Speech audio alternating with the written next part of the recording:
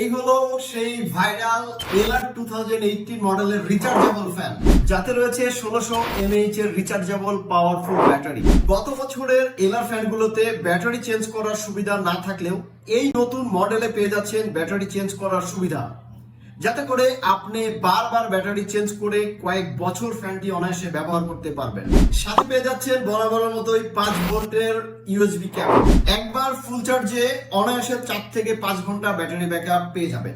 Fan এবং লাইটের জন্য পাশাপাশি দুইটি সুইচ রয়েছে।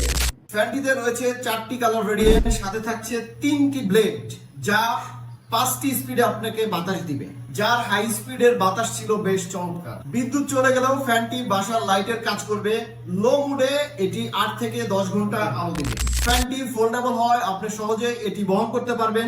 আপনি চাইলে এটি হ্যাঙ্গিং করে ঝুলিয়ে ব্যবহার করতে পারবেন। এত সব ফিচার সম্পূর্ণ ফ্যানটি আমাদের কাছে পাঠিয়েছে